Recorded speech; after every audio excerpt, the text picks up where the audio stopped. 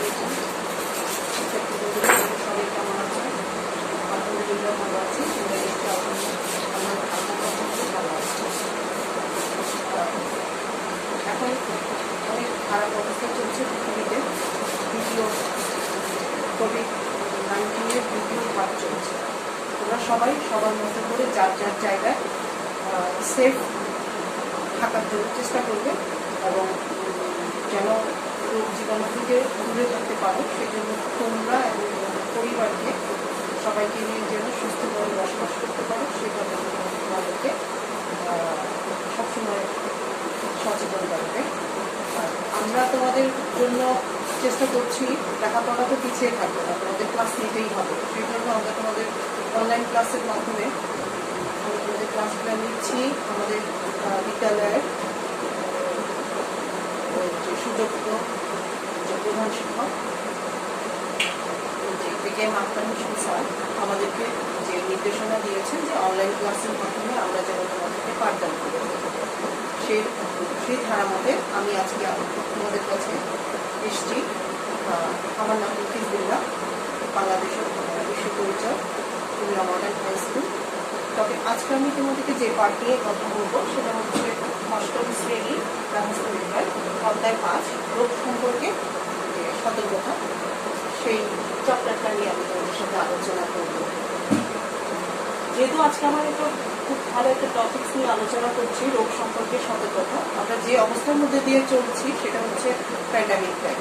আর এই প্যান্ডামিকে আমরা সবাই কম বেশি অসুস্থতার মধ্যে আছি এবং অসুস্থতা থেকে যেন আমরা রেহাই পেতে পারি এবং সবাই যেন অন্তত বড় ধরনের কোনো ঝুঁকির মধ্যে না পড়ি, সেই জন্য আমরা যেন সুস্থভাবে বসবাস করতে পারি এবং বাহিরের যে ভাইরাস আমাদেরকে আক্রমণ করার জন্য উৎপেতে আছে তার কাছ থেকে যেন আমরা রেহাই পেতে পারি, সেভাবে আমরা আমাদেরকে সুস্থ থাকার জন্য চেষ্টা করে যাব।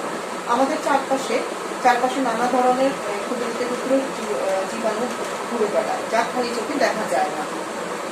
এর মধ্যে কতগুলো জীবাণু ক্ষতিকর, যা ক্ষতিকর জীবাণু খাদ্য, শ্বাস গ্রহণ, চামড়া ইত্যাদির মাধ্যমে আমরা আমাদের শরীরে প্রবেশ করে এবং বিভিন্ন ধরনের রোগ সৃষ্টি করে থাকে। তবে জীবাণু শরীরে প্রবেশ করলেই আমরা সবাই অসুস্থ হয়ে পড়ি না, কারণ জীবাণু প্রতিরোধ করার ক্ষমতা আমাদের শরীরে নানা ধরনের প্রতিরোধমূলক ব্যবস্থা আছে। এই প্রতিরোধমূলক ব্যবস্থা যদি শক্তিশালী না হয় তবে জীবাণু স্থায়ী জয়ী হয় এবং আমাদেরকে বিভিন্নভাবে আক্রান্ত করে ফেলে। আমরা জ্বর, সর্দি, কাশি, ডায়রিয়া ইত্যাদি নানা রোগে আক্রান্ত হয়ে থাকি। আর তাই বিভিন্ন রোগ সম্পর্কে সতর্কতা ও সংক্রামক মুক্ত টিকা ও ইনজেকশন ইত্যাদি সম্পর্কে আমাদের সমুদয় জ্ঞান থাকা প্রয়োজন। সেই জন্য আজকে আমি তোমাদেরকে আমার যে পাঠের বিষয় রোগ সম্পর্কে সতর্কতা, সেটা নিয়ে আমি তোমাদের সাথে আলোচনা করব এবং এই আলোচনাটা এখন আমি আস্তে আস্তে করে আমরা আমাদের পাঠের মধ্যে ঢুকে যাব। এতক্ষণ আমি তোমাদের সাথে সূচনা নিয়ে আলোচনা করেছিলাম। এখন আমি তোমাদের সাথে পাঠ নাম্বার 1 নিয়ে আলোচনা করব। শিক্ষার্থী বন্ধুরা, এবার আমি আমাদের পাঠ নাম্বার 1-এ চলে যাব। পাঠ নাম্বার 1 হচ্ছে শিশু সাধারণ রোগ ব্যাধি। কারণ আমি সূচনাতেই বলেছি যে আজকে আমি রোগ সম্পর্কে বিভিন্ন রোগের যে সতর্কতামূলক অবস্থা সেটা সম্পর্কে আমি আলোচনা করব। আজকে পাঠ নাম্বার 1-এ যে শিশুর যে রোগ ব্যাধি সেটা সম্পর্কে আমি কথা বলতে চাই। এখন সঠিক যত্নের অভাবে অতি শৈশবে শিশুরা নানা সংক্রামক রোগে আক্রান্ত হতে পারে। যে সকল কারণে শিশুরা সহজেই সংক্রামক রোগে আক্রান্ত হতে হয় সেগুলো হচ্ছে: 1 নম্বর, জন্মের সময় ওজন কম হলে। জন্মের সময় ওজন কম হলে মানে একটা সন্তান যখন পৃথিবীতে আসে তখন সে যদি প্রয়োজনের তুলনায় মানে একটা সুস্থ বাচ্চা হওয়ার জন্য যে পরিমাণ ওজনের প্রয়োজন তার থেকে যদি সে কম ওজন নিয়ে পৃথিবীতে আসে তাহলে সে অর্থাৎ অসুস্থ বারোকাক্রান্ত বাচ্চা হিসেবে বিবেচিত হয়। সেই জন্য মা যখন প্রসব থাকে তখন তাকে যেন বিভিন্ন অবস্থা থেকে তাকে যেন সেফে রাখা যায় এবং তিনি যেন তার প্রসবকালীন সময় তার সন্তানকে যেন সঠিকভাবে তিনি খেতে পারেন এবং সেই খাবার প্রেক্ষিতে সন্তানও যেন সঠিকভাবে তার বল বৃদ্ধি এবং ভূমিষ্ঠ হবার আগে যেন সে পেটে ভালোভাবে তার অবস্থান তৈরি করে নিতে পারে, সেভাবে আমরা মায়ের দিকে নজর দিই। তারপরে হচ্ছে 2 নম্বর, সময়ের পূর্বে সন্তান প্রসব হওয়া। যখন একজন মা সন্তান প্রসব করার ক্ষমতা অর্জন করেন তখন তাকে বিভিন্ন সময়ে ডক্টরের শরণাপন্ন হতে হয়। যখন তিনি ডক্টরের শরণাপন্ন হন তখন তাকে বিভিন্ন পরীক্ষা নিরীক্ষার মাধ্যমে জানানো হয় যে উনি কতটুকু ওজনের বাচ্চা ধারণ করছেন এবং তার বাচ্চা পৃথিবীতে আসার জন্য কত তারিখ বা তার অবস্থিতি সবকিছু তিনি এই পরীক্ষা নিরীক্ষার মাধ্যমে জানতে পারেন।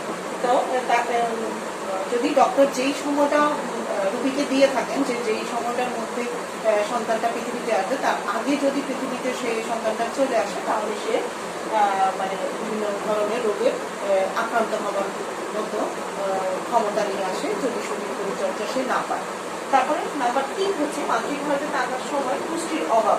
যখন মা একটা সন্তানকে তার পেটে রাখেন তখন তিনি বিভিন্ন ধরনের তার খাবার খাওয়া প্রয়োজন, পুষ্টিকর খাবার। এই পুষ্টিকর খাবারের মাধ্যমে মা যেন তার সন্তানকে নিজেও পুষ্টি পান এবং সন্তানকেও যেন সঠিকভাবে পুষ্টি দিতে পারেন সেই দিকে আমাদের সজাগ দৃষ্টি দেওয়া প্রয়োজন। কারণ হচ্ছে একজন মা যখন সুস্থ থাকবেন এবং তার গর্ভের সন্তান যদি সুস্থ হয় তাহলে বুঝতে হবে যে আমাদের দেশ একটি স্বনির্ভর জাতি পাচ্ছে এবং এই স্বনির্ভর জাতির মাধ্যমে আমরা আমাদের দেশকে সামনের দিকে এগিয়ে নিয়ে যেতে পারবো এবং আমাদের জাতি একটা সুখী এবং যে সমৃদ্ধ জাতি হিসেবে তৈরি হবে। 4 নম্বর, জন্মের সময় শাল দুধ না দেওয়া। কোনো ক্ষেত্রে দেখা যায় যে মা যখন সন্তান প্রসব করেন কখনো কখনো মা অসুস্থ হয়ে যায় অথবা সন্তানও অসুস্থ হয়ে যায়। এইসব অবস্থা থেকে আমরা যদি আমাদের যেই ভূমিষ্ঠ সন্তানটা পৃথিবীতে আসে তাকে যেন আমরা আমাদের বিভিন্ন ধরনের খারাপ অবস্থা থেকে যেন তাকে সেভ করে আমরা যেন তাকে মায়ের শাল দুধটা দিতে পারি সেদিকে আমরা কড়া নজর দেবো। কারণ একটা সন্তান জন্মের পর যদি সে তার মায়ের শাল দুধটা খেতে পারে তাইলে অবশ্যই বুঝতে হবে যে তার রোগ প্রতিরোধ ক্ষমতা বৃদ্ধি পাবে। কারণ একটা সন্তান যে পর্যন্ত তার শরীরে যে মায়ের শাল দুধটা না নেয় তাহলে সে রোগে আক্রান্ত হতে পারে, বিভিন্ন ধরনের ভাইরাস আক্রমণ হতে পারে এবং তার মেধা মনন সবকিছুই ক্ষীণ হয়ে যায়। সেই জন্য আমরা অবশ্যই সন্তান ভূমিষ্ঠ হবার পর মা এবং সন্তানের দিকে খেয়াল রেখে আমরা সন্তানকে শাল দুধ দেওয়ার জন্য মাকে ইন্সপায়ার করবো এবং সন্তানকেও সেভাবে আমরা পরিচালিত করবো। 5 নম্বর হচ্ছে জন্মের 6 মাস পর মায়ের দুধের পাশাপাশি অন্যান্য খাবার দেয়া। যখন একটা সন্তান ভূমিষ্ঠ হওয়ার পর জন্মদিন থেকে 6 মাস পর্যন্ত আমাদের ডক্টররা বলে থাকেন যে সন্তানকে যেন অন্তত মায়ের বুকের দুধটা খাওয়ানো উচিত। পাশাপাশি যদি আল্লাহ না করুক কোনো একটা সমস্যায় যদি পরিণত হয় তাহলে যদি মায়ের দুধ না থাকে তাহলে সেটা অন্য ব্যবস্থা, তাকে তো বাঁচাতে হবে, ফিডার খাওয়াতে হবে বা অন্য ব্যবস্থা করতে হবে। কিন্তু আমরা চেষ্টা করব যে মাকেও আমরা সমৃদ্ধ খাবার দিব এবং পুষ্টিকর খাবার দেবো যেন মা খাওয়ার মাধ্যমে যেন তার সন্তানকে তার দুধ খাওয়াতে পারেন এবং যেন সন্তানটা ভূমিষ্ঠ সন্তান যেন একজন স্বনির্ভর জাতি হিসেবে তৈরি হতে পারে এবং সুস্থ বাচ্চা হয়ে সে পৃথিবীতে টিকে থাকে। 6 নম্বর, সময় মতো রোগ প্রতিরোধের টিকা দেয়া। আমরা আমাদের যেসব বাচ্চারা জন্মগ্রহণ পৃথিবীতে আসে তাদেরকে আমরা জন্মের দিন থেকে 1.5 মাসের মাথায় আমরা তাদেরকে টিকা দিয়ে থাকি। এটা দেওয়ার অর্থ হচ্ছে যে যেন শিশুটা তার রোগ সংক্রামক যে জীবাণুগুলো থাকে সেগুলো যেন প্রতিরোধ হয় এবং শিশু যেন সুস্থ থাকে এবং পাশাপাশি তাকে আমরা আল্লাহ না করুক যদি কোনো সমস্যায় পড়ে থাকে তাকে ডক্টরের অ্যাডভাইসের মাধ্যমে তাকে সেভাবে আমরা যে বিভিন্নভাবে সহায়তা করবো এবং ডক্টর দেখাবো। আর তার পাশাপাশি অবশ্যই আমাদেরকে তাকে মায়ের বুকের দুধ খাওয়াতে হবে এবং বুকের দুধের পাশাপাশি যে সময় মতো যে টিকাগুলো দেওয়ার দরকার এবং সে যেন রোগ প্রতিরোধ ক্ষমতা বৃদ্ধি পায় সেই অনুপাতে তাকে আমরা আমাদের মায়ের যে বুকের দুধ আছে সেটাও দিব এবং টিকাগুলো সময় মতো টিকাগুলো তাকে দিয়ে দিব যেন সে শক্তিশালী এবং স্বাবলম্বী জাতি হিসেবে তৈরি হতে পারে। শিক্ষার্থী বন্ধুরা, এবার আমি তোমাদের সাথে শিশুর জ্বর সম্পর্কে আলোচনা করব। তার আগে আমি তোমাদের সাথে একজন শিশু ভূমিষ্ঠ হবার টাইমে তার যেই অবস্থাগুলোর প্রেক্ষিতে সে অসুস্থ হয় এবং অসুস্থ হওয়ার প্রেক্ষিতে সে কী অবস্থায় চলতে পারে সেই নিয়ে আলোচনা করেছি। এখন স্বাভাবিক যে অবস্থা হয় জ্বর, যে কোনো মানুষেরই জ্বর হতে পারে, স্বাভাবিক অবস্থাতে জ্বর হতে পারে, সেই জ্বর নিয়ে আমি এখন আলোচনা করব। অল্প জ্বর হলে আমরা কি করব? এখন প্রথম হচ্ছে অল্প জ্বর হলে আমরা কি করব। অল্প জ্বর যদি একজন শিশুর হয়, জ্বর সম্পর্কে সকলেই নিশ্চয়ই ধারণা আছে। আমাদের দেহ স্বাভাবিক তাপমাত্রা হচ্ছে 98.4 ডিগ্রি ফারেনহাইট। তবে ছোটদের ক্ষেত্রে এটা হচ্ছে 99 ডিগ্রি ফারেনহাইট তাপমাত্রা। যদি এর চেয়ে বেশি পায় তবে তাকে জ্বর বলা হয়। নানা কারণে জ্বর হতে পারে, যেমন ইনফেকশন অথবা অ্যালার্জি, এসবের জন্য। এখন যদি অল্প জ্বর হয়, অল্প জ্বর হলে আমরা কি করব? অল্প জ্বর হলে পাতলা সুতির কাপড় বাচ্চাদেরকে আমরা পরিধান করাবো, 1 নম্বর। 2 নম্বরে আলো বাতাস পূর্ণ ঘরের মধ্যে তাকে রাখবো, যেন আলো বাতাসের মাধ্যমে সেই যেন তার স্বাভাবিক তাপমাত্রা ফিরে পায়। 3 নম্বর, মাথা ধুয়ে শরীর ভিজা কাপড় দিয়ে ভিজিয়ে দিও। মাথাটা ধোয়ার পর যেন পানিটা মাথায় না থাকে, সেই জন্য মুছে তারপর সেই ভিজা কাপড়টা আবার ভালো করে ধুয়ে তার শরীরের মধ্যে মাসাজ করে দিব। 4 নম্বর হচ্ছে স্যালাইন, ফলের রস, শরবত, স্যুপ, পাতলা দুধ ইত্যাদি তরল খাবার তাকে খাওয়াতে পারে। মায়ের দুধের পাশাপাশি এগুলো খাওয়াতে পারে। এবং যদি তাতেও তার জ্বর না কমে, তাহলে তাকে চিকিৎসকের পরামর্শ নিয়ে তাকে সেইভাবে তাকে সুস্থতা আনার জন্য আমরা সহযোগিতা করব। এবার আমরা উচ্চ জ্বর হলে কি করব?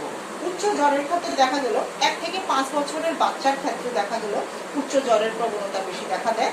এতে দেখা তাপমাত্রা 105 ডিগ্রি ফারেনহাইট থেকে পর্যন্ত হতে পারে, যা কিনা মস্তিষ্ক ও স্নায়ুতন্ত্রের জন্য খুবই ক্ষতিকর।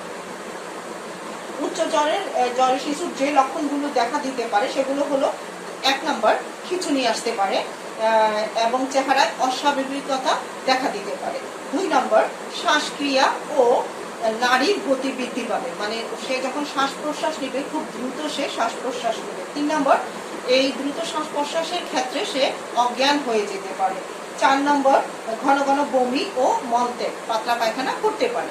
এইসব জিনিস যখন আমরা দেখব তখন তাকে অবশ্যই চিকিৎসকের পরামর্শ নিতে হবে। এই ক্ষেত্রে আমরা যেই কাজগুলো করব সেগুলো হচ্ছে জ্বর না কমা পর্যন্ত মাথায় পানি ঢালতে হবে, ঠান্ডা পানি দিয়ে সমস্ত শরীর বারবার ভালো করে ধুয়ে দিতে হবে। দেহের তাপমাত্রা কমে আসলে শুকনো কাপড় দিয়ে তার শরীরটা মুছে দিব এবং জ্বর যদি 104 ডিগ্রি ফারেনহাইট থেকে 105 ডিগ্রি ফারেনহাইট হয়, তবে তার জামা খুলে গোসল করাতে হবে। তাপমাত্রা 2 থেকে 3 ডিগ্রি, তাতে তাপমাত্রা 2 থেকে 3 ডিগ্রি কমে আসতে পারে। ঘরের মুক্ত আলো বাতাসের ব্যবস্থা করতে হবে এবং শিশুকে পাতলা কাপড় পরিধান করাতে হবে। 4 নম্বর, চিকিৎসকের পরামর্শ মতে তাকে অবশ্যই যে কোনো তখন যেই উপযোগী যেই কাজ সেটা আমাদের করতে হবে। এখন জ্বরে খাদ্য ব্যবস্থা। একজন শিশু যখন জ্বরে থাকে তখন তার কি কি খেতে হবে সেই দিকে আমি একটু নজর দিব। জ্বর হলে বিপাক ক্রিয়া বৃদ্ধি পায়, কোষকলা ক্ষয় হয়, ফলে দেহের প্রোটিন ও অন্যান্য খাদ্য উপাদানের চাহিদা বৃদ্ধি পায়। তাই ছোট মাছ, মুরগি, দুধ, রুটি, পাতলা করে দুধ, সুজি, স্যুপ, নরম ভাত, পাতলা ডাল, নরম খিচুড়ি ইত্যাদি সহজ পাচ্য খাবারগুলো আমরা তাকে দেওয়ার চেষ্টা করবো, যেন সে তার গিলতে যেন সমস্যা না হয় এবং রুচি তার খাবারের টেস্ট চেঞ্জ করে দেওয়ার দরকার আছে, যেন সে অরুচিতে না ভোগে। তারপরে হচ্ছে জ্বরে ঘামের সাথে শরীর থেকে প্রচুর পরিমাণে পানি, সোডিয়াম ও পটাশিয়াম বের হয়ে যায় এবং রোগ প্রতিরোধ ক্ষমতা কমে যায়। তাই ফলের রস, সবজির স্যুপ, শরবত, ডাবের পানি, স্যালাইন ও অন্যান্য পুষ্টিকর খাবার আমরা তাকে খাওয়াতে পারি। এইসব ক্ষেত্রে জ্বর যখন একটা শিশু হয় তখন তাকে অবশ্যই আমরা আমাদের পরিবারের দিক থেকে তাকে যথেষ্ট পরিমাণে সাহায্য সহযোগিতার হাত বাড়িয়ে দিব। তার সে তখন তার মেজাজ খিটখিটে হয়ে যায় এবং এই খিটখিটে ভাব থেকে তাকে রক্ষা করার জন্য আমরা অবশ্যই তাকে তার মনোযোগ আকর্ষণ করবো এবং যেই খাবারটা সে খেতে চায় সেটা তাকে দেওয়ার চেষ্টা করব এবং খাবারের পুষ্টি গুণ চিন্তা করে আমরা তাকে খাবার দিব। আর হচ্ছে এখন আমরা আমাদের যে সন্তানের জ্বর বা অন্যান্য রোগগুলি হয় সেইগুলোর সম্পর্কে আমরা পরে বিস্তারিত আলোচনা করবো। আজকে এই মুহূর্তে আমি জ্বর নিয়ে আলোচনা করেছি। শিক্ষার্থী বন্ধুরা, এখন আমি পার্ট নাম্বার 2 নিয়ে আলোচনা করবো। এর আগে আমি জ্বর নিয়ে আলোচনা করেছিলাম। এবার হচ্ছে পার্ট নাম্বার 2 হচ্ছে ডায়রিয়া নিয়ে আলোচনা করব। ডায়রিয়া হচ্ছে শিশুর প্রধানত পানিবাহিত রোগ হচ্ছে ডায়রিয়া। পানি হলে ডায়রিয়া হলে খাদ্যদ্রব্য বেশিক্ষণ অন্ত্রে বা না থাকায় এগুলো বিপাক এবং বিশেষণ সম্পূর্ণ হতে না পারলে ফলে খাদ্য উপাদানগুলো দ্রুত পায়খানার সাথে বের হয়ে যায়। প্রচুর অশোধিত পানি বের হয়ে যায়, যাওয়ার ফলে মল তরল হয়ে যায়। এইসব অবস্থা ডায়রিয়া হলে যখন কোনো শিশুর ডায়রিয়া হয় তখন তাদেরকে কি করতে হবে, কি কি করণীয় তা নিয়ে এখন আলোচনা করছি। যদি ডায়রিয়া হয়ে থাকে এর ফলে শিশুর যে লক্ষণগুলি দেখা দেয়, 1 নম্বরে হচ্ছে ঘন ঘন মলত্যাগ করবে। 1 ঘন ঘন মলত্যাগ করবে। 2 বমি বমি ভাব বা বমি হওয়া, বমি ওয়াক করার চেষ্টা করবে এবং সে বমিও করে ফেলবে। 3 মাথার তালু মধ্যভাগে দেবে যাবে। যদি ছোট বাচ্চা হয় তাহলে সে অতিরিক্ত পাতলা পায়খানার ফলে তার মাথা মধ্যভাগটা ভিতরের দিকে দেবে যাবে। 4 নম্বর চোখ কঠোরাগত হয়ে যাবে, মানে অনেক মলত্যাগের ফলে তার চোখগুলো ভিতরের দিকে ঢুকে যাবে। 5 শিশুর মেজাজ তখন খিটখিটে হয়ে যাবে। 6 জিভ ও ঠোঁট শুকিয়ে যাবে, জিভে এবং ঠোঁটের মধ্যে মনে হবে যেন শুকনো অবস্থা যে বিরাজ করছে সে অবস্থা দেখা দেবে। 7 শিশুর ওজন আস্তে আস্তে কমে যাবে। আর অবস্থা বেশি খারাপ হলে শিশু অবচেতন হয়ে যেতে পারে, অবচেতন মানে অজ্ঞান হয়ে যেতে পারে। সেজন্য শিশুর দিকে খুবই ভালোভাবে দৃষ্টি দিতে হবে। এর ফলে করণীয় এইসব 8টি অবস্থা যখন শিশুর মধ্যে বিরাজ করবে তখন আমরা কি করব সেটা নিয়ে এখন আলোচনা করব। ডায়রিয়া হওয়ার সাথে সাথে শিশুকে খাবার স্যালাইন দিব, পাশাপাশি তার যদি সে মায়ের বুকের দুধ খেয়ে থাকে সেটাও দিব এবং স্বাভাবিক সব খাবার দেওয়ার চেষ্টা করব।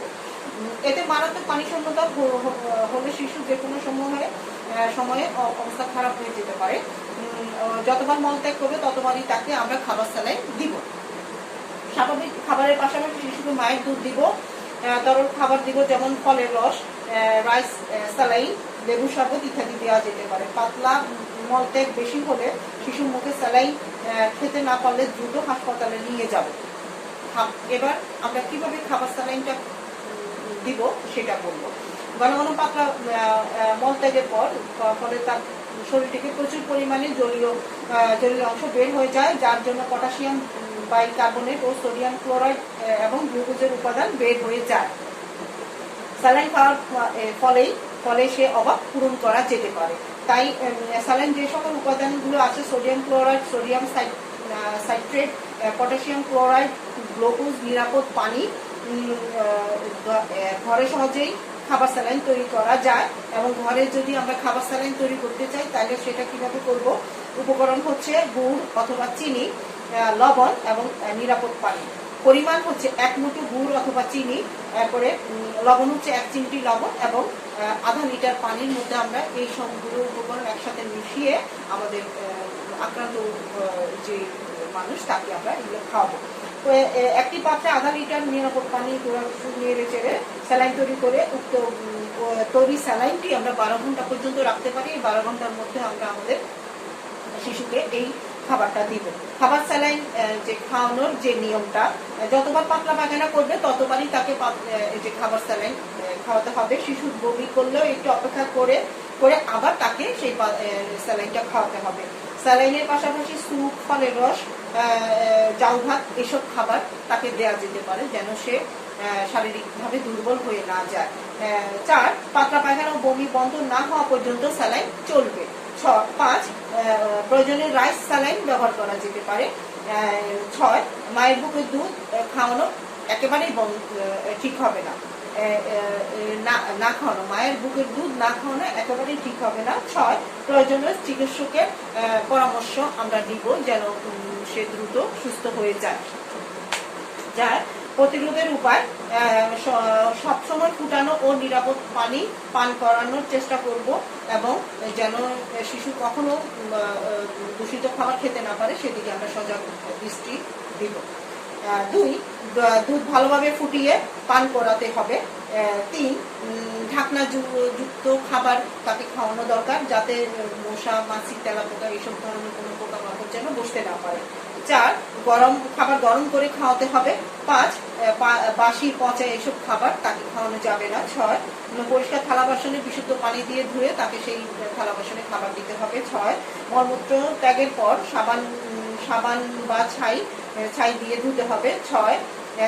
7 বাজার থেকে আনা ফলমূল এনে ভালোভাবে ধুয়ে নিরাপদ করে দেন সে বাচ্চাকে খাওয়াতে হবে। এসব যদি আমরা মেনে থাকি তাহলে আমরা আমাদের শিশুকে ডায়রিয়ার হাত থেকে রক্ষা করতে পারবো এবং শিশু যেন সুস্থ থাকে এবং স্বাভাবিক থাকে এবং রোগের হাত থেকে রেহাই পায় সেই দিকে আমরা সজাগ দৃষ্টি দিব। শিক্ষার্থী বন্ধুরা, সালামু আলাইকুম। তোমরা কেমন আছো? আলহামদুলিল্লাহ। প্যান্ডামিক পিরিয়ডে তোমরা নিশ্চয়ই ভালো আছো। সামনে তো অনলাইন পরীক্ষা আছে, সেই জন্য তোমাদের আজকে আমি একটা অনলাইন ক্লাস নিয়ে এসেছি, যার প্রেক্ষিতে তোমাদের সাথে একটা টপিক নিয়ে আলোচনা করবো। যেহেতু মহামারী চলছে, আমরা কেউ কাউকে দেখতে পাচ্ছি না। আজকে অনেকদিন থেকে আমরা ক্লাস থেকে বিচ্ছিন্ন এবং সুন্দরভাবে তোমাদেরকেও দেখতে পাচ্ছি না, ক্লাসও নিতে পারছি না। অনলাইনের মাধ্যমে তোমাদেরকে ক্লাস নিতে হচ্ছে। কিন্তু এর মধ্যেও অনেক সুবিধা অসুবিধা দুটোই থেকে থাকে, কিন্তু তার প্রেক্ষিতে কোনো কিছু করার নাই। কারণ একটা মহামারী যেহেতু পৃথিবীতে অবস্থান করতেছে, সেই জন্য আমরা মহামারীর সাথে যুদ্ধ করে জয়ী হবার জন্য আমরা আমাদের সরকার এই পন্থা অবলম্বন করেছে। সেই জন্য তার প্রেক্ষিতে আমাদের বিদ্যালয়ের যে সুযোগ্য প্রধান শিক্ষক এ.কে.এম. আখতার হোসেন স্যার, তিনি আমাদেরকে যে নির্দেশনা দিয়েছেন যে আমরা যেন আমাদের ক্লাসের মাধ্যমে আমাদের ক্লাসের যে শিক্ষার্থীদেরকে যেন পাঠদান করতে পারি এবং তারা তাদের যেন সামনের দিকে আগায় নিতে পারে, সেই দিকে যেন সাহায্য এবং সহযোগিতা করতে পারি। সেই দৃষ্টিকোণ থেকে আমি আমার আজকে ক্লাস 7-এর বাংলাদেশ ও বিশ্ব পরিচয়ের একটি ক্লাস নিচ্ছি। আমি বিলকিস বিল্লাহ, বাংলাদেশ ও বিশ্ব পরিচয়ের শিক্ষক, কুমিল্লা মডেল হাই স্কুল। আজকের আমার পাঠের বিষয় হচ্ছে ক্লাস 7 বাংলাদেশ ও বিশ্ব পরিচয়, অধ্যায় 7। আমার চ্যাপ্টারের নাম হচ্ছে বাংলাদেশের জলবায়ু। এখন আমি তোমাদের সাথে বাংলাদেশের জলবায়ু সম্পর্কে একটু আলোচনা করব। জলবায়ু বলতে আমরা বুঝে থাকি কোনো একটা দেশে মানে স্বাভাবিক অবস্থা, যেমন আবহাওয়া ও জলবায়ু শব্দ দুইটা এক বলে আমরা অনেকে মনে করি, কিন্তু আসলে এক নয়। আবহাওয়া হলো কোনো একটি অঞ্চলের এক বা একদিনের কোনো বিশেষ সময়ের বাতাসের তাপ, চাপ এবং আর্দ্রতা। তাপমাত্রা, বায়ুর চাপ ও গতি, বাতাসের আর্দ্রতার পরিমাপ হিসাব করে এটা নির্ধারণ করা হয়। আবহাওয়া প্রতিদিন এমনকি ঘন্টায় ঘন্টায় বদলায়। অন্যদিকে কোনো অঞ্চলে 30 থেকে 40 বছরে গড় আবহাওয়াকে জলবায়ু বলা হয়ে থাকে। তবে কোনো দেশ বা অঞ্চলের জলবায়ু বোঝার এই উপাদানগুলো ছাড়াও আরো কিছু গুরুত্বপূর্ণ নিয়ামক রয়েছে, যেগুলা যেমন দেশটির অক্ষাংশ ও দ্রাঘিমাংশ, সমুদ্র থেকে তার দূরত্ব, সমুদ্রপৃষ্ঠ থেকে তার উচ্চতা, তারপরে বায়ু প্রবাহ, সমুদ্র স্রোত,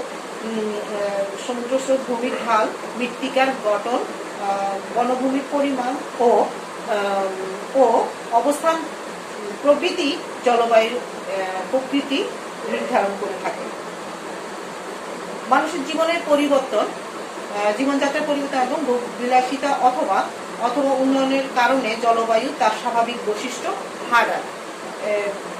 যদি যার দরুন পৃথিবীর উষ্ণতা বৃদ্ধি পায় এবং গ্রিন হাউস গ্যাসের প্রভাবে বাংলাদেশের যে কোনো প্রভাবে আমাদের মোকাবেলা করতে হবে। এর জন্য বাংলাদেশের জলবায়ুগত পরিবর্তন, এর প্রভাবের কারণ, প্রভাব ও পরিস্থিতি মোকাবেলার উপায় সম্পর্কে আলোচনা করা হচ্ছে। অতএব এখন আমি তোমাদের সাথে জলবায়ু সম্পর্কে কিছু ধারণা দিব, সেই ধারণাটা আমরা ক্রমান্বয়ে নিব।